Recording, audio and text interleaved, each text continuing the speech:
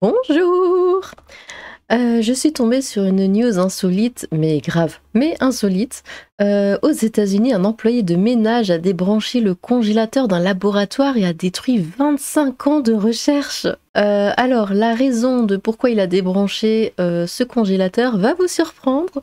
La société de cet agent de nettoyage est désormais poursuivie par l'Institut de recherche qui évoque des pertes irrémédiables à hauteur d'1 million de dollars.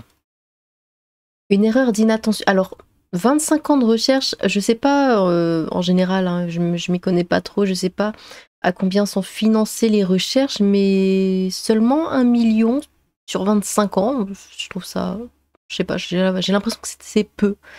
Mais bon, s'il y a des gens qui s'y connaissent parmi vous, hein, n'hésitez pas à donner des détails. Une erreur d'inattention qui coûte cher. Une entreprise de ménage est désormais poursuivie par un institut de recherche de l'État de New York, après qu'un employé a accidentellement détruit des échantillons de recherche datant de plusieurs dizaines d'années.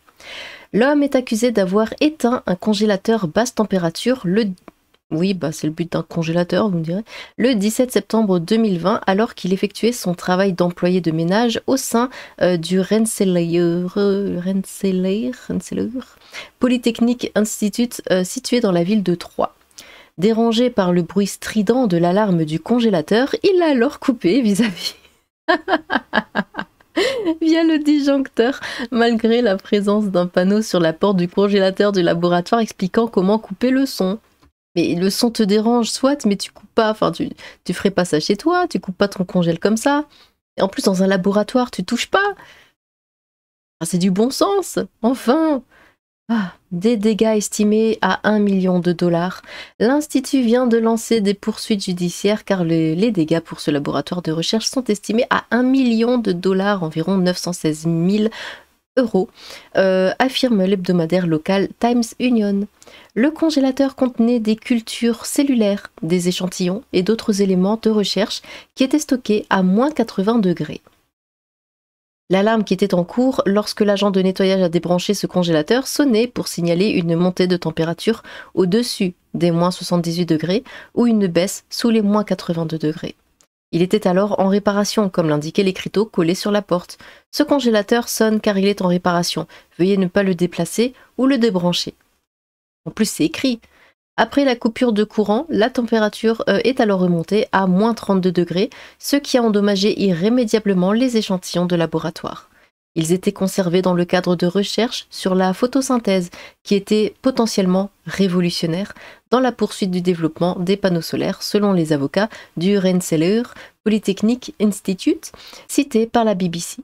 Ils assurent que ce sont 25 années de recherche qui ont été anéanties. C'est sympathique, hein?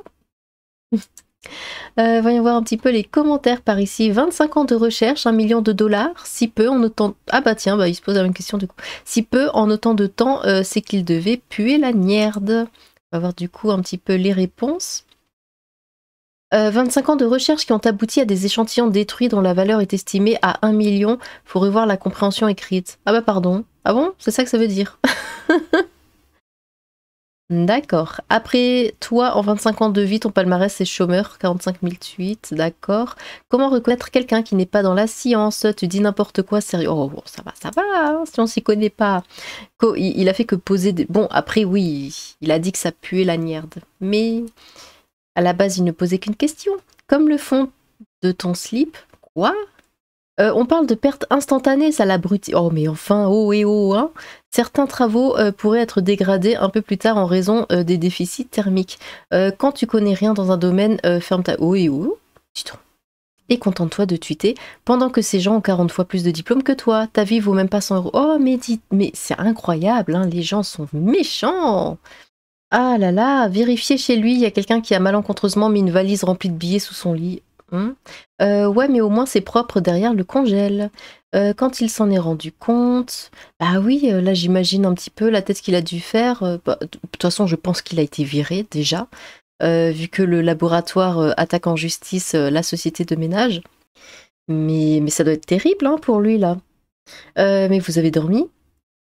Ok. Oui, oui, c'est pour ça que des habilitations existent pour prévenir. Et si ce congélo était si important, pourquoi n'ont-ils pas prévu une redondance de l'alimentation sur une source avec onduleur? Ça ne tient pas. Bah, il y avait quand même des trucs écrits qui disaient qu'il fallait pas débrancher, hein. Si tu débranches la prise murale redondance ou pas, c'est pareil. D'accord. Mais bon, t'es dans un laboratoire, tu ne touches rien, tu ne débranches rien. Enfin, c'est la base, quand même. Ça voudrait dire que même sans ça, il y a une panne d'électricité sur l'ensemble ou une partie du labo et hop, tout est perdu. Ça tient pas la route, cette histoire. Non, là, je pense qu'il y a une sécurité. Il suffirait de lire l'article pour comprendre. Ça change pas grand-chose au fait qu'il n'y ait pas une sécurité dans ce labo. En cas de coupure de courant, il suffirait de lire mon tweet pour comprendre. Bien sûr que si, le problème vient du fait qu'il ait débranché la prise murale, mais le labo peut très bien avoir un gros électrogène de secours en cas de coupure de courant, mais le problème vient pas de là. Que le congélateur ne fonctionne qu'avec une prise murale que tu peux débrancher comme n'importe quelle prise est le principal problème. Et en principe, si ça valait tant que ça, il y a des systèmes autonomes qui peuvent sonner en cas de hausse de la température et envoyer une alerte SMS à un responsable. Et pourtant, j'imagine qu'il y a des groupes électrogènes comme partout qui peuvent prendre le relais, mais il n'y en a pas un intégré dans le frigo pour qu'il puisse fonctionner sans être branché. Pour avoir bossé en labo, normalement, il y a des alarmes pour ce genre d'incident. Étrange. Bah, peut-être que... Je sais pas. C'est dingue que ça puisse arriver. C'est un peu comme si je laissais $1 000 000 sur la table de mon jardin et que je m'étonnais qu'il disparaisse. Non, peut-être pas. Bah, il a pas fait exprès. Donc 25 ans tiennent à un fil. L'erreur, c'est pas celle du mec, mais celle du labo qui a pas installé de groupe électrogène. Oui, mais s'il a débranché. Mort de rire, 25 ans de recherche, tu conserves pas ça dans un congélo facile à débrancher quand même. Ce n'est pas comme ça que ça se passe. Arrêtez d'exagérer les médias. Lis l'article avant de parler, il l'a coupé via le disjoncteur, c'est totalement plausible. Bah lis l'article.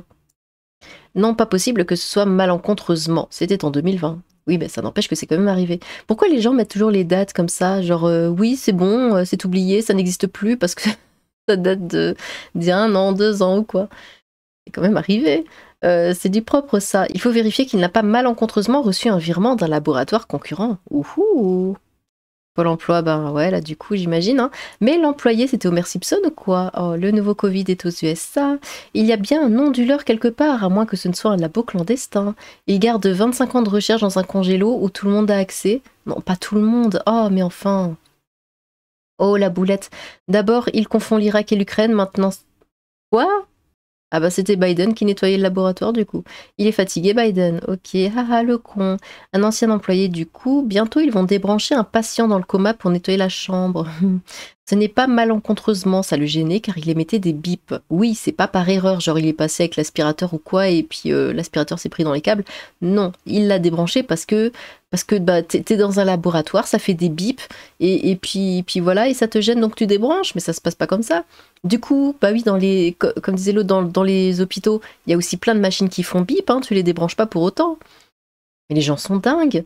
Tout ça pour brancher l'aspirateur. Oui, aussi bien c'est complètement volontaire et que c'est une taupe pour un laboratoire concurrent.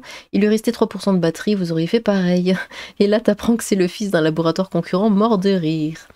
Les mecs, ils stockent des trucs super importants dans un congélateur qui déconne, c'est pas une magouille encore. Bah, c'est vrai que ça m'a interpellée, je l'avais pas relevé, mais le congélateur sonne car il est en réparation, commencé en réparation, mais il laisse quand même des trucs dedans. Mais oui, c'est vrai que bon, c'est... Ouais, pourquoi pas. Il y a le futur Covid dedans. Déjà, comment il n'y a pas d'alarme pour annoncer que le truc est débranché. Et dans quelques temps, on apprendra que ça aurait soigné le prochain virus qui nous pondront. Qui nous pondront. Comment ça? Oh, 25 ans quand même. Quel boulet. Covid 2.0 qui décongèle. Bon, eh bien, c'était une petite news qui m'a amusée quand j'ai vu ça ce matin. Dites-moi ce que vous en pensez. Est-ce que vous trouvez ça plausible de débrancher un congélateur comme ça juste parce qu'il fait bip bip? Bon, voilà, n'hésitez pas à vous exprimer dans les commentaires. J'ai hâte de vous lire. Sur ce, tchou!